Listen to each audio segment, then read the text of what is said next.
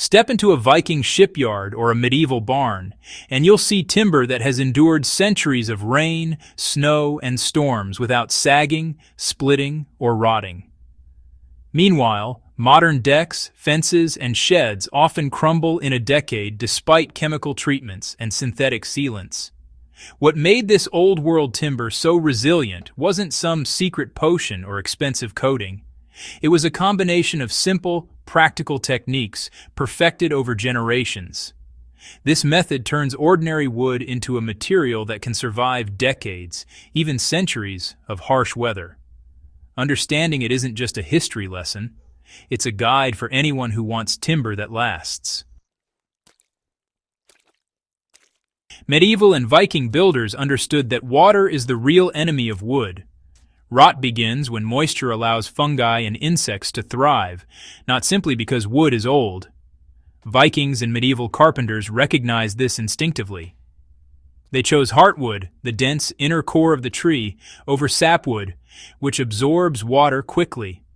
Trees were felled in winter when sap levels were low, and older, mature timber was prioritized for structural beams, posts, and ship planks. Modern construction often overlooks these steps, relying on chemical coatings to make up for inferior wood. For anyone building today, starting with dense, well-seasoned heartwood is the first step toward durable timber that can survive storms year after year. Slow drying and natural seasoning prevented decay before the wood was even used. Once felled, timber was never used immediately. Instead, logs were stacked off the ground, protected from rain but exposed to air, sometimes for months or even years. This slow seasoning reduced internal moisture, making the wood less hospitable to fungi and insects while preventing warping and cracking. Modern lumber is often shipped and installed within weeks, skipping this essential step. For practical application today, allowing timber to dry and cure fully before construction, especially for outdoor projects like decks, sheds, or fences, can dramatically improve its resistance to weather and rot. Controlled heat hardened wood and made it naturally resistant. Vikings and medieval builders used controlled heat to protect timber. Beams and planks were slowly exposed to low flames or hot coals until the surface darkened. This process hardened the outer fibers, drove out remaining moisture, and chemically altered the wood to resist fungi and insects. Archaeological evidence from ship hulls and old barns shows clear signs of this charring technique. Today, you can replicate it with a propane torch or kiln treatment, producing exterior wood that withstands rain, snow, and repeated storms without compromising the strength of the inner wood. Natural oils and resins formed a flexible, water-repellent barrier. Once charred, wood was treated with pine tar, tree resin, or oils while still warm. These substances penetrated deeply, creating a semi-permeable layer that repelled water while allowing the wood to breathe. Unlike modern plastics or varnishes, these coatings expanded and contracted with the timber, preventing cracks that trap moisture. Historical evidence shows this method was used on ship hulls, roof beams, and critical structural elements, allowing wood to survive centuries of harsh conditions. For modern application, slightly warm your timber and brush on a pine tar or tar and oil mixture to ensure deep absorption and long-lasting protection. Placement and architectural design amplified the wood's natural resilience. Even the best treated timber will fail if it remains in contact with water. Medieval and Viking builders solved this with intelligent design. Posts were elevated on stone or gravel to avoid soil moisture. Roof beams extended far beyond walls to shed rain.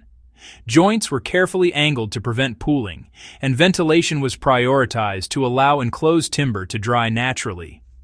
Layers of lime or ash beneath posts deterred fungi and insects.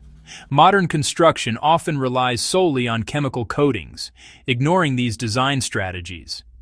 Combining timber treatment with proper placement and airflow is essential for wood to survive storms for decades. You can replicate these old-world techniques today with simple steps. Whether building a deck, fence, shed, or restoring historical timber, these methods are fully achievable. Start with dense, well-seasoned heartwood. Slowly char exterior surfaces to harden fibers and expel moisture. Apply warmed pine tar or a tar and oil mixture while the wood is warm to penetrate deeply. Elevate posts on gravel or stone, design joints and overhangs to shed water, and ensure airflow around all timber surfaces. Even applying just a few of these techniques can significantly increase the longevity of your wood compared to modern chemically treated alternatives. Ancient craftsmanship prioritized longevity, and the results still stand today. Modern construction often values speed and cost over durability. Vikings and medieval builders relied on observation, patience, and techniques refined over generations. Their combination of timber selection, seasoning, controlled heat, natural coatings, and architectural design produced wood that survived centuries, often outlasting entire civilizations.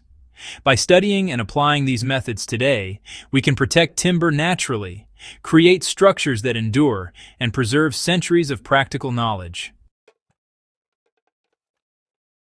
If you want to learn practical historical techniques, protect timber naturally, and build structures that survive generations, subscribe to Past to Live. Share this video with anyone who works with wood, restores historical buildings, or values time-tested methods. By applying this ancient trick, you can ensure that your timber withstands storms, rot, and the test of time.